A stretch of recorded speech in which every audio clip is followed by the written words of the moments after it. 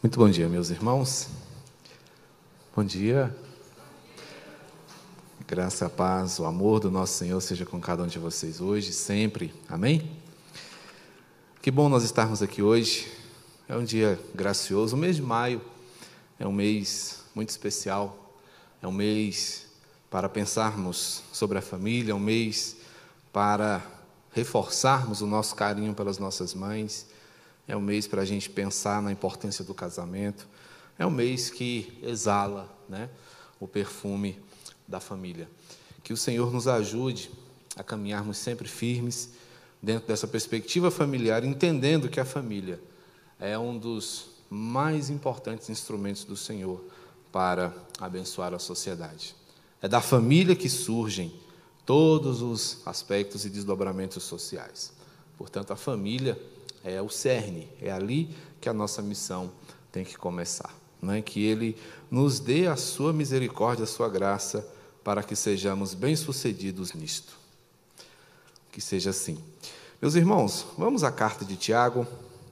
Hoje nós pretendemos ser mais breves, e isso obviamente não quer dizer que seremos desleixados ou superficiais com o texto. Mas como os irmãos puderam perceber, a nossa escola hoje está mais objetiva, porque nós queremos, com tranquilidade, estudar a palavra, mas também destinar um tempo, que seja adequado para as homenagens que estamos preparando, e ainda, permitir aos irmãos que possam aproveitar, aqueles que puderem, um tempo com a sua família e necessariamente com as suas mães.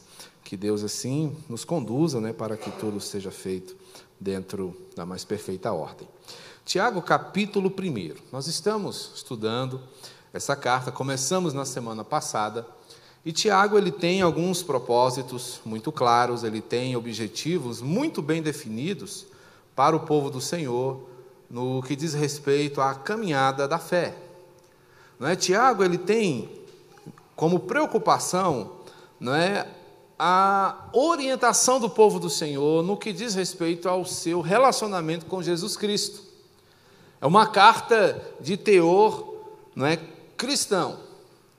Ele vai abordar os aspectos vivenciais do cristianismo. E quando eu falo cristianismo, por favor, não o entendam em termos de religião, mas falo de uma dinâmica cristã, falo da vida pautada nos ensinamentos de Jesus Cristo. Essa é a pauta de Tiago. Ele vai orientar, ele escreve para a igreja, ele vai encorajar a igreja, ele vai lembrar a igreja de que esta igreja tem em sua história um acontecimento marcante, e esse acontecimento é chamado de novo nascimento. São pessoas que conheceram, são pessoas que reconheceram o ensino de Jesus, amaram esse ensino e, a partir desse ensino, abraçaram uma nova dinâmica de vida.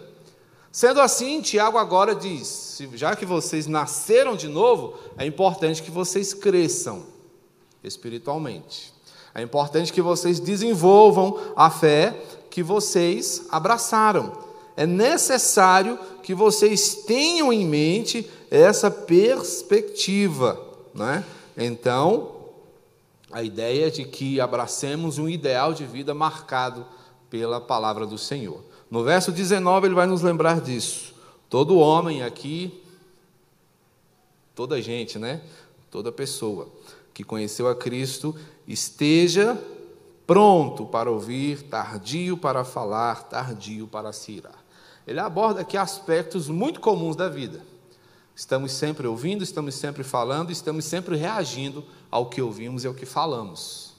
Portanto, ele começa a dar aqui tonalidades de orientação sobre como viver agora. Como viver agora como sendo cristãos maduros. E ele aborda, nesse primeiro tom aqui do texto, sobre a maturidade cristã. Maturidade que deve permanecer a despeito das provações. Maturidade que deve se evidenciar quando as coisas se tornam críticas, quando as coisas se tornam difíceis. Então, é não abandonar o serviço de Cristo. Nós saímos de uma vida de incredulidade para uma vida de fé. E nessa vida de fé nós vamos nos deparar com situações fortes.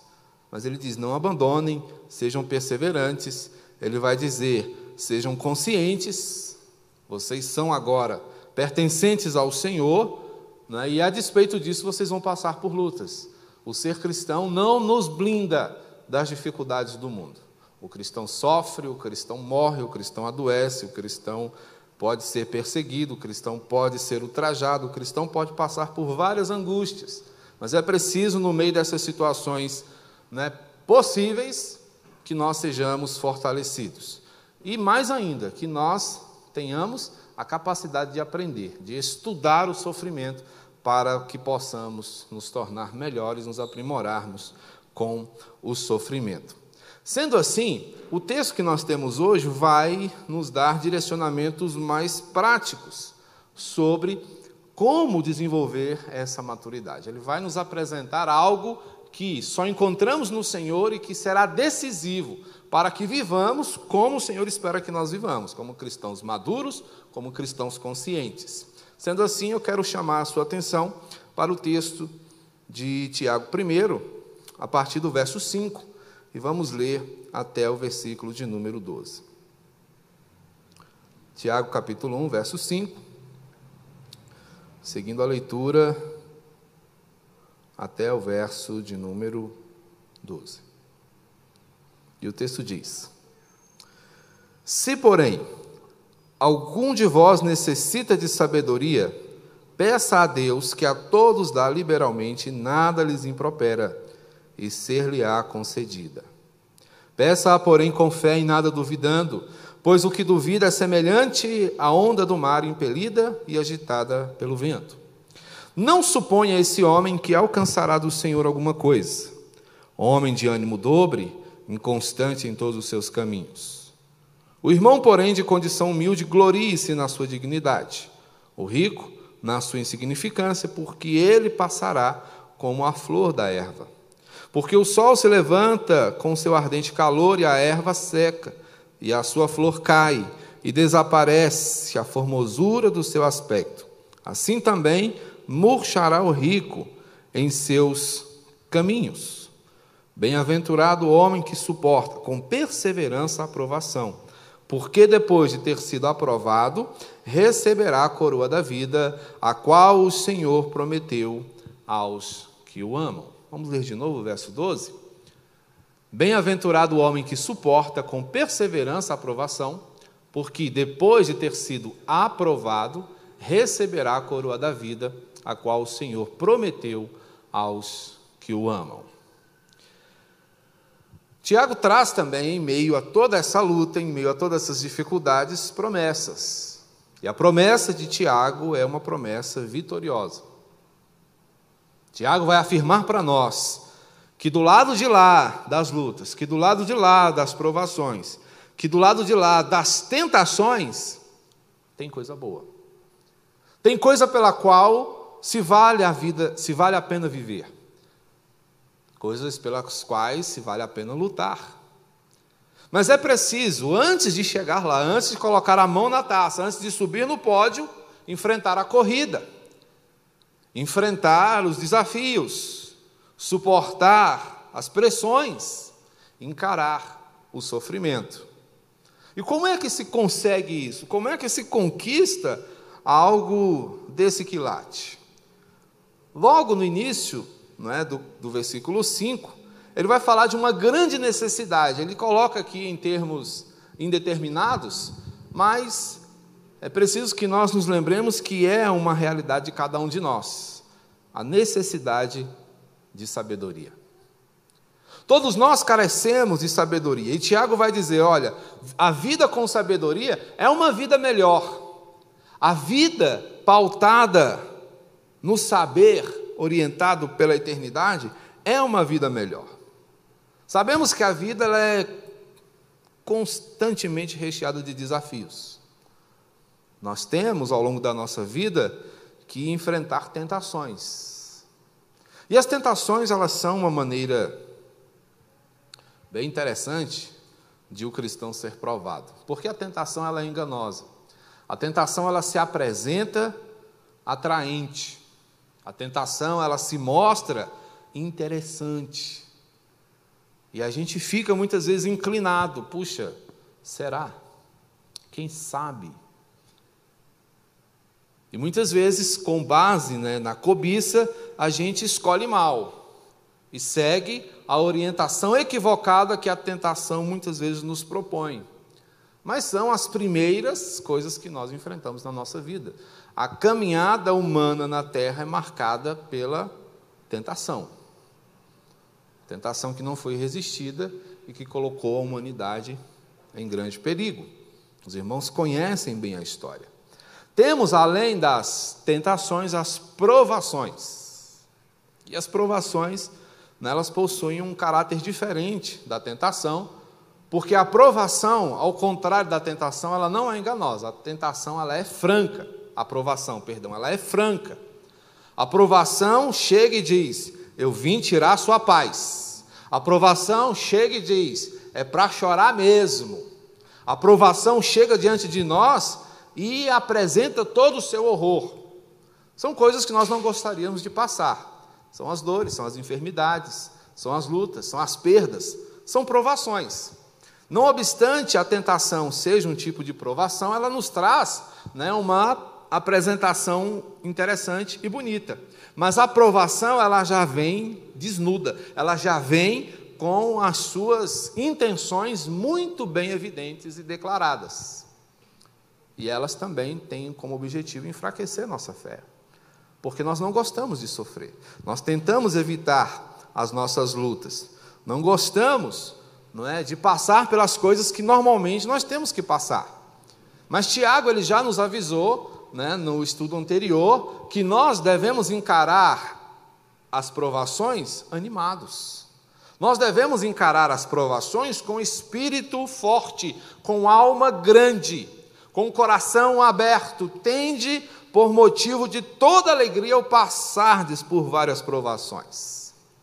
E Tiago vai falar que a provação, ela vai resultar em algumas coisas, em alguns processos, e que, consequentemente, trarão seus resultados, e que serão, no final de tudo, benéficos a nós. Mas é difícil a gente pensar, porque é uma coisa que está lá na frente, e até chegarmos lá ao resultado positivo, a vitória, temos um processo doloroso para enfrentar. E é aí onde nós vivenciamos as nossas crises. E diante das crises, a grande pergunta que fazemos é: e agora? O que vai ser de mim? E agora, como é que eu vou fazer? E agora, como é que eu vou caminhar dentro dessa perspectiva? Algumas coisas nos são, irmãos, muito claras e orientadas pela palavra de Deus. Diante de crises, tentações e provações, a recomendação do Senhor sempre versará no sentido da dependência, do encorajamento e do testemunho. O Senhor, diante das situações que nos abalam, Ele vai nos recomendar que sejamos dependentes dEle, que sejamos corajosos, ou seja, a fuga, a covardia não é razoável ao cristão, e o testemunho, que é como nós nos apresentaremos diante dessas coisas. Portanto, a vida com sabedoria é melhor, porque ela vai nos orientar sobre como nós lidamos com todas essas coisas. E aí, a sabedoria vai se constituir para nós o remédio para uma vida doente. Se alguém necessita de sabedoria, peça a Deus, que a todos dá liberalmente, e nada lhes impropera, e ser-lhe-á concedida. Portanto, o Senhor apresenta aqui, por meio de Tiago, a sabedoria como remédio necessário para um coração adoecido pela falta de sabedoria. Pensamos o tempo todo: aonde nós estamos indo? O que nós estamos fazendo? Qual é a nossa proposta? Qual é o nosso objetivo de vida? Fazendo um link lá com Eclesiastes, as perguntas que nós temos feito, o estudo das inquietações de Salomão, o pregador, o sábio que convida a sua assembleia para refletir com ele. O que é a vida, gente? Não existe uma pergunta, ao meu ver, mais difícil do que essa. O que é a vida? Certa vez eu vi uma entrevista, e o entrevistador perguntava a um filósofo: sobre o que era a vida. O filósofo patinou, falou tanta coisa. Eu penso que a vida é o não sofrer. Eu penso que a vida é o não nascer. E foi falando, ele foi se enrolando. E cada vez que ele dava uma resposta, o entrevistador o apertava mais. O que é a vida? Ele, eu penso. E normalmente é assim, a gente fica pensando, o que é a vida? Cronologicamente é fácil definir a vida. A vida é o tempo em que eu sou concebido até a hora em que eu morro. É a vida. A vida do Juscelino começou 43 anos atrás, quase, já dá mais de 44 anos a minha vida. Porque a gente normalmente não conta a gestação, né? Então é a sua idade mais o tempo da sua gestação, que pode ser 7, 8, 9. Mas a gente muitas vezes pensa que a vida é só isso, esse tempo em que você foi concebido, passando pela hora do seu nascimento, o seu crescimento, até o dia em que você fecha definitivamente os olhos. Mas é pouco definir a vida em termos cronológicos, porque a vida é muito mais que isso. Então nós temos nossas aspirações, nossas buscas, não é? O que a gente busca? Por que a gente busca? Vimos hoje, não é? Um texto de pessoas buscando Jesus, para matarem Jesus. Outros buscam Jesus para terem saciado as suas necessidades. Outros buscam Jesus por motivos outros. Mas nós estamos sempre buscando alguma coisa. Nós temos sempre diante de nós objetivos, que nós entendemos como serem as coisas que nos mantêm vivos. Enquanto eu tenho isso diante de mim, eu tenho pelo que caminhar, eu tenho o que fazer. Mas passamos também por provas de caráter. E aí novamente surgem as provações e as tentações. E aquelas estão aliadas a propósitos. As tentações que chegam até nós têm o propósito de nos aprovar ou reprovar. É nas tentações que nós podemos ser provados, reprovados ou aprovados. Depende de como você vai utilizar a sabedoria que te foi dada. E o processo de maturidade vem depois, que é algo que se desenrola ao longo da vida, que se desenvolve, né? À medida que a vida caminha. Ninguém nasce maduro. Interessante que nossa vida ela é sempre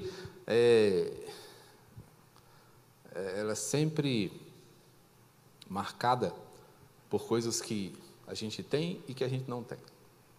Quando se é jovem, se tem vitalidade, se tem força, se tem disposição, mas não se tem maturidade, não se tem sabedoria. Chegamos, aos anos mais profundos da nossa caminhada e a gente reconhece, puxa, hoje eu tenho até um pouco de sabedoria, hoje eu até sou mais maduro, mas me falta a agilidade da infância, me falta o vigor, a intrepidez da juventude. Então nós nunca somos completos em nós mesmos, não. Nós nunca temos tudo. E a gente fica muitas vezes fazendo aquele link, aquela síndrome de volta para o futuro, porque a gente queria ter a maturidade de hoje com as capacidades de ontem. Mas tudo isso acontece para que nós entendamos que somos necessitados de algo fundamental, que é o auxílio divino, que é o que Tiago vai nos mostrar aqui, ainda no versículo 5, quando ele diz: peçam a Deus o que vocês não têm, peçam ao Senhor o que falta a vocês, porque o Senhor, Ele nos dá 3 coisas, que somente podem ser desenvolvidas se Ele fizer parte da nossa vida. É a salvação, a santificação e o serviço. A salvação é algo que o Senhor desenvolve e executa por nós, é Ele quem nos salva. A santificação é algo que Ele faz em nós, é Ele quem nos conduz no caminho da santificação. E tem o serviço, que só encontra sentido real se for feito, não é, por meio de nós, entendendo que somos responsáveis por desenvolver as ordens do Senhor. E é isso que vai, meus irmãos, nos conceder aprimoramento. Então, se temos diante de nós grandes provações e o recurso eterno para que possamos atravessá-las é a sabedoria, nós precisamos entender 5 coisas aqui, que eu quero mostrar para você rapidinho. A primeira delas é que diante das provações, você precisa ter sabedoria. A sabedoria é algo imprescindível para que as provações sejam vencidas. Quando nós nos perguntamos, e agora?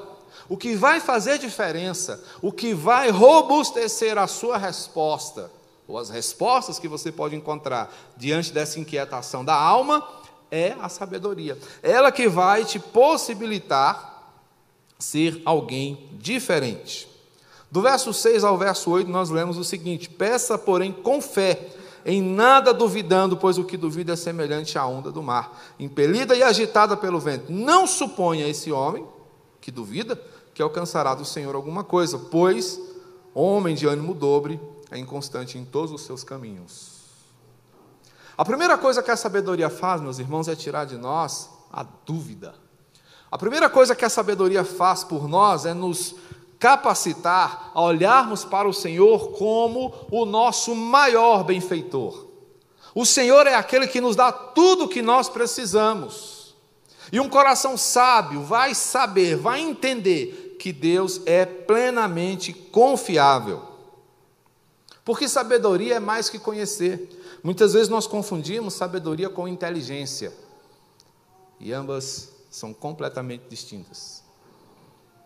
Inteligência, conhecimento é acúmulo de capacidades e de informação. A inteligência é a maneira como a gente processa tudo isso.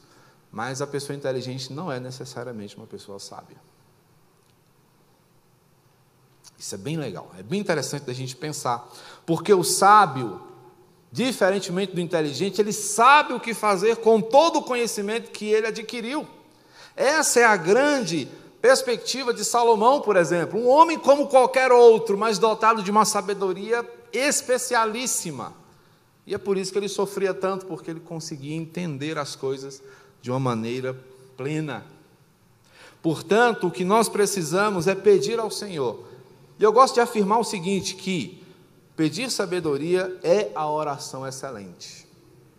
O que Tiago está nos orientando aqui é a fazer o que Salomão fez: peça a Deus sabedoria. Salomão não duvidou quando pediu, e Deus deu, e veio mais do que ele pediu. O Senhor lhe deu sabedoria, mas também lhe deu honra, lhe deu riquezas, lhe deu tudo. Isso porque a sabedoria, irmãos, é básica, e não entenda a básica como uma coisa, não é, pequena. Empobrecemos tanto o significado das palavras hoje, mas algo básico é algo fundamental, é algo sem o qual o resto não pode ser feito. Sabedoria é básico. Portanto, se nós temos sabedoria, nós podemos desenvolver uma fé que agrada ao Senhor, porque ela vai nos levar a compreender que a nossa vida nos foi dada para a glorificação do nome do Senhor, para o cumprimento da sua vontade, para que discernamos as coisas que nos são propostas, para que entendamos o porquê do conflito, para que entendamos o porquê das capacitações e para que entendamos qual é a nossa missão. Portanto, a recomendação da palavra do Senhor é essa: peça na fonte, busque na fonte. Você só poderá encontrar sabedoria em alguém que é sábio. E não há ninguém tão sábio quanto o Senhor. É dele que vem toda a sabedoria que eu e você precisamos. Portanto, quando você enfrentar situações, e você vai enfrentar provações, tentações, conflitos, lutas de sabores, perdas, o que você precisa fazer é: Senhor, me dê sabedoria. Senhor, me ensina, me mostra como eu devo proceder aqui.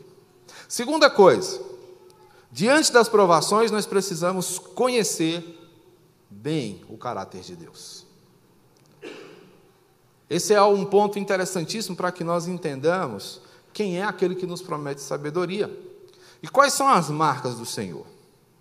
O texto, voltando aqui no versículo 5, peça a Deus que dá com liberalidade, que nada lhes impropera e que concede. Pronto. Mas há duas palavras aqui que nos chamam a atenção: a liberalidade e o improperar. Dar com liberalidade é dar sem reservas, é dar sem perguntar por quê. Acho que todos nós já passamos por aquele momento em que você chega diante do seu pai e diz, ou da sua mãe, me dá um dinheiro. E a pergunta, para que você quer dinheiro? É uma pergunta difícil de ser respondida, né? Para que você quer dinheiro? Né? E aquele que dá com liberalidade, ele não pergunta por que você quer. Quando você chega diante do Senhor e o Senhor me dá sabedoria, Ele não vai perguntar para você, o que você quer com sabedoria? Ele vai chegar e falar, toma. Por quê, gente? Voltando, é o pedido excelente. É o que Deus gosta de ouvir dos seus filhos. É o tipo de pedido que o Senhor ama atender.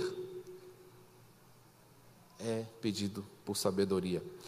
Portanto, irmãos, como servos fiéis, nós precisamos ter plena certeza daquilo que Deus pensa a nosso respeito, conforme Jeremias vai nos dizer, porque Ele é fiel. Então nós precisamos entender que Deus está aberto para ser íntimo nosso. Portanto, você precisa saber quem é Deus e entender como Deus pensa. Deus tem essa perspectiva da liberalidade, da generosidade. O Senhor ama dar. E o Senhor é plenamente acessível.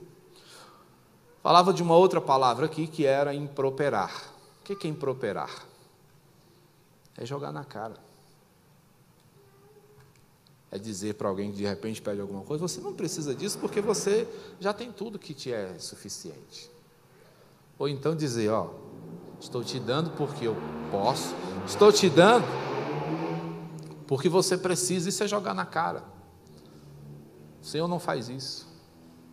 O Senhor já sabe que você necessita, o Senhor já sabe que ela é importantíssima para que você seja uma melhor pessoa, um melhor cristão. Portanto, o Senhor não vai jogar na sua cara o fato de você olhar para Ele e dizer, Senhor, dá-me sabedoria. É quase possível a gente ver o Senhor sorrindo e nos dando a sabedoria necessária. Experimente. Ao invés de muitas vezes tentar resolver as coisas do seu próprio jeito, dispa-se do seu orgulho e clame ao Senhor, Senhor, e agora? Me dá sabedoria para eu fazer o que eu tenho que fazer? Me dá sabedoria para que eu possa viver a minha vida cristã? Me dá sabedoria para o meu casamento? Me dá sabedoria para a minha vida profissional? Me dá sabedoria, Senhor, para os meus relacionamentos, para as minhas amizades, enfim, para tudo. Então você precisa saber quem é o Senhor.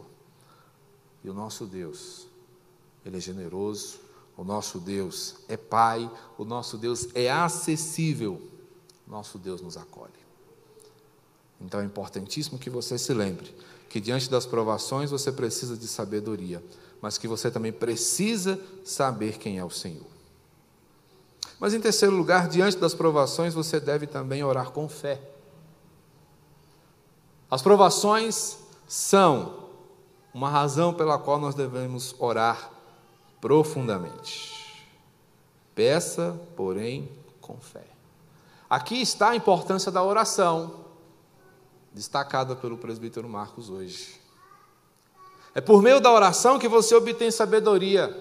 Logo, um coração que não ora é um coração desprovido de sabedoria, porque não pediu, porque não orou. E é preciso orar com fé. E a pegada do Senhor, meus irmãos, é a seguinte: é crer para ver. A tônica do mundo é oposta, é ver para crer. Aconteceu, eu vejo. Tem milagre nessa igreja, eu vou para lá. Mas nós não, estamos aqui buscando fé, buscando confiar, para então podermos ver. O Senhor, Ele não nos oferece sinais para que nós possamos ter fé. Temos o diálogo de Jesus com Tomé, que quis enfiar o dedo nas feridas de Jesus para ver se é Ele mesmo. Deixa eu ver se isso aí não é maquiagem. Deixa eu ver se isso não é efeito especial. Quando ele enfiou o dedo na ferida, se estremeceu todo, se ajoelhou. Senhor, Jesus olha para ele com aquela cara assim, imagina. Uai, agora você creu? Mais bem-aventurado é quem não vê e crê. Portanto, irmãos, a tônica do Senhor para nós é essa: creia para que você veja. Sabe por quê? A dúvida fecha portas importantíssimas na sua vida. A dúvida tira de você oportunidades maravilhosas. E a dúvida vem acompanhada de uma série de coisas, como a ansiedade, a pressa, o deixa que eu faço, eu não dou conta de ficar sentado esperando. Fé não é ficar sentado esperando. Fé não é inatividade. Fé é confiança na ação de Deus. É diferente. Fé não é folga. Fé não é você botar os pés para cima e esperar acontecer. Fé é você agir de acordo com as orientações do Senhor. Fé é você fazer o que Deus mandou. Fé é você sair, se pôr no caminho, não obstante você não saiba onde vai chegar, mas confiando que quem mandou você ir sabe. Isso é o que é ter fé. Quem tem fé sabe que Deus está observando. Quem tem fé sabe que o Senhor não aprova um caráter dúbio, um caráter desconfiado, que desconfia de tudo e de todos. Um caráter assim é um caráter desorientado, porque ele vive buscando uma segurança que ele nunca encontra e se depara com o maior dos terrores, que é o silêncio de Deus. Não suponha esse homem que alcançará do Senhor alguma coisa. O que está dizendo aqui, meus irmãos, é que o Senhor quer ouvir a sua oração. Há um erro teológico gravíssimo que é cometido exatamente pelas pessoas que deveriam ter a maior compreensão da soberania e do conhecimento do Senhor acerca de nós. Eu não preciso orar porque Deus já sabe. Deus sabe, mas Deus quer ver a sua dependência. Deus quer que você se coloque de joelhos diante dele. Deus quer que você o busque. Deus quer que você o ame. Deus quer que você reconheça a sua necessidade. O caráter dúbio, o caráter que não confia, o coração que não descansa, é um coração que recebe como resposta o silêncio de Deus. Deus não responde. E por que Deus não responde?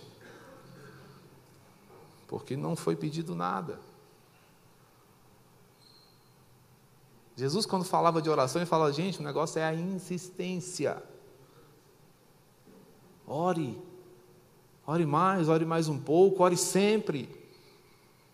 E ore, mesmo que você não receba. Lá na Galeria da Fé está cheio de gente que morreu sem ver, mas gente que morreu crendo, gente que morreu orando, gente que não se permitiu abalar ou se abater, mas continuou firme, porque sabia que Deus não estava em silêncio e que Deus não estava inativo, porque tinham fé.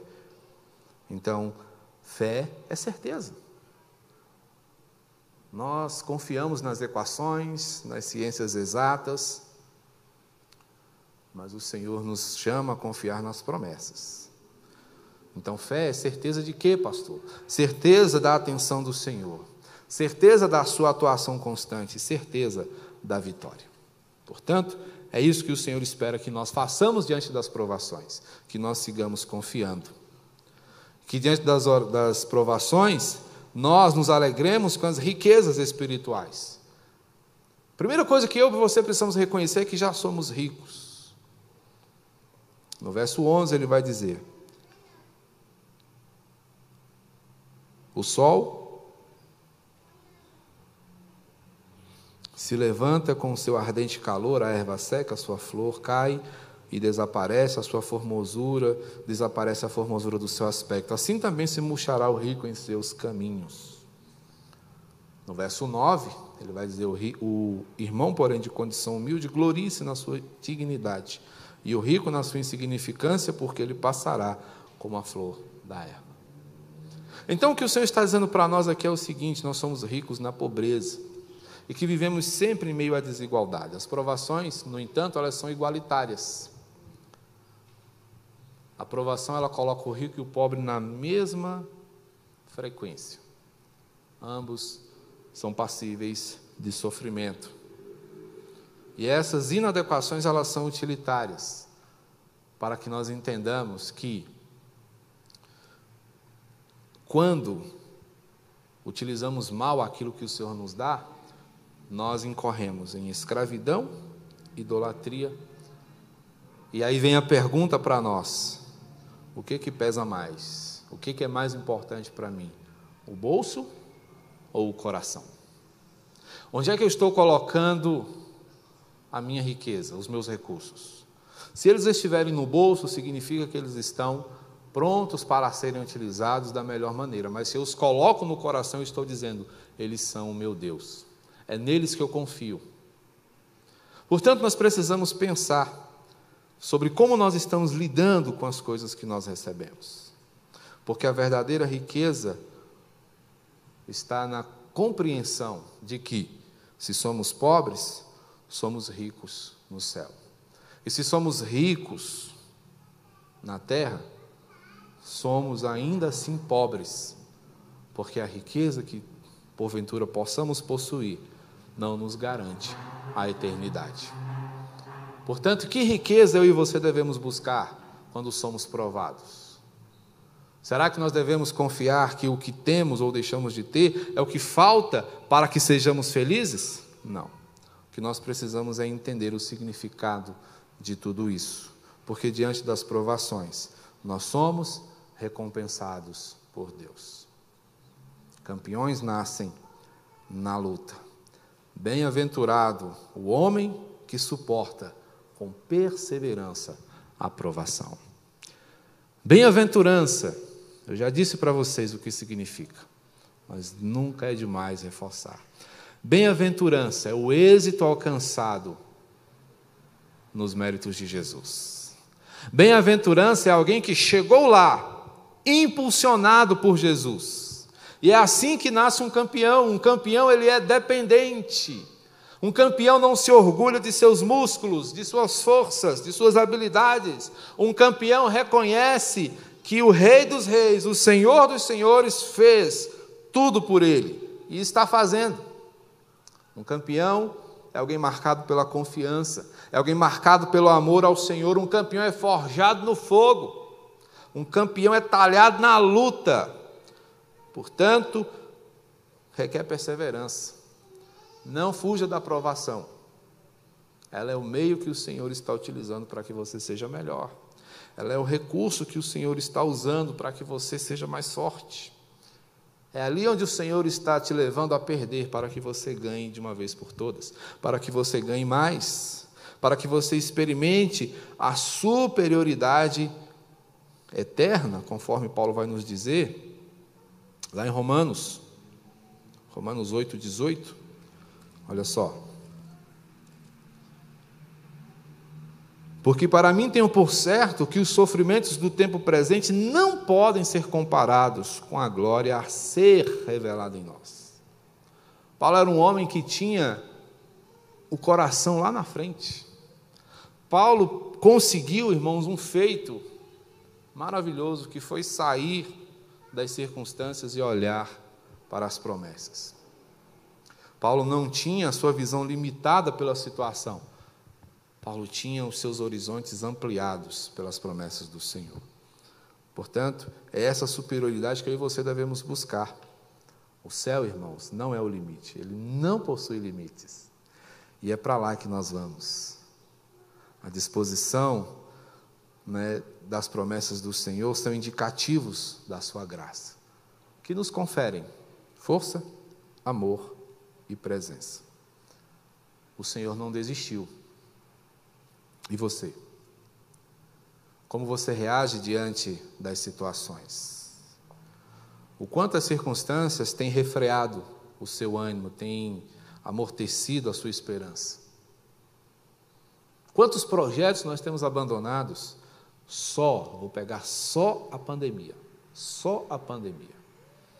Mas nós sabemos que há muitos anos nós viemos deixando as coisas importantes para depois. A pandemia veio revelar o que era importante em nosso coração. Ela veio mostrar. Mas há muito tempo nós estávamos negligenciando a família, nós estávamos negligenciando a fé, nós estávamos negligenciando a oração, nós estávamos negligenciando o amor. Há muito tempo. A pandemia só veio mostrar para mim e para você. Ela sim veio jogar na nossa cara como nós temos vivido vergonhosamente diante do Senhor. Pega para mim também. Quando me perguntam, você engordou, Jusceli? Pandemia nada. Foi a minha boca. Foi os meus olhos que não pode ver um pão. Foram as minhas decisões.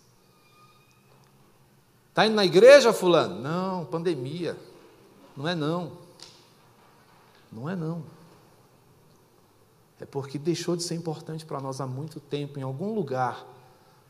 E a gente precisa ouvir, sem ofensa, o que Jesus fala: volta lá onde você parou, volta lá onde você caiu. Não é assim que a gente faz quando perde a chave? Você sai refazendo o caminho, deixa eu ver, eu passei aqui, eu fui aqui, depois eu fui lá. O que Jesus fala para nós fazermos é exatamente isso. Volta onde você parou, volta onde você caiu, volta onde você perdeu, refaz o caminho para você perceber qual é o problema. Essa, meus irmãos, é a nossa perspectiva, e é por isso que nós precisamos de sabedoria. É por isso que nós precisamos de entendimento para podermos chegar aonde o Senhor quer que nós cheguemos. Portanto, irmãos, viver com sabedoria é uma recomendação do Senhor. A vida com sabedoria é uma vida melhor. Isso não quer dizer que seja uma vida mais fácil. Mas em toda dificuldade que você atravessar, se você tiver sabedoria, você pode estar certo. O Senhor estará com você. Amém, gente? Amém? Não é fácil de ouvir. Não é fácil pensar nisso. Mas nós não estamos aqui para sermos adulados. Nós estamos aqui para sermos confrontados. Eu e vocês. A palavra do Senhor me confronta. Confronta a sua igreja. Confronta. E a gente fica perguntando muitas vezes, por que tarda tanta coisa? Por que tarda o avivamento? Por que tarda a conversão? Existem muitas razões e todas elas são responsabilidade nossa. Porque somos tardios em muita coisa. Somos tardios em crer. Somos tardios em confiar no Senhor. Que Ele derrame sobre nós a sua misericórdia. Vamos orar? Oh Deus Santo, tem misericórdia de nossas vidas, Pai. Como somos necessitados de sabedoria. Como precisamos, ó Deus, conhecer a Tua vontade. Como precisamos, meu Pai, entender a Tua mente. E, ó Senhor, a nossa vergonha é grande porque o Senhor não se esconde, o Senhor é acessível, o Senhor se revela, o Senhor se mostra. Mas, infelizmente, ó Deus, o nosso interesse é pequeno Perdoa-nos, Senhor, e dá-nos, Pai, o verdadeiro interesse. Dá-nos, ó Deus, a verdadeira vontade de buscar a Tua face. Sê conosco, em nome de Jesus. Abençoa a Tua igreja, abençoa os Teus filhos. Enche-nos, ó Deus, do Teu poder, da Tua graça, da Tua misericórdia. Derrama, Senhor, sobre nós porção dobrada do Teu Espírito. Plenifica-nos, ó Deus, de Ti mesmo, Senhor. Faz assim, Pai, em nome do Senhor, para a glória do Senhor, para a nossa edificação e bênção. Amém.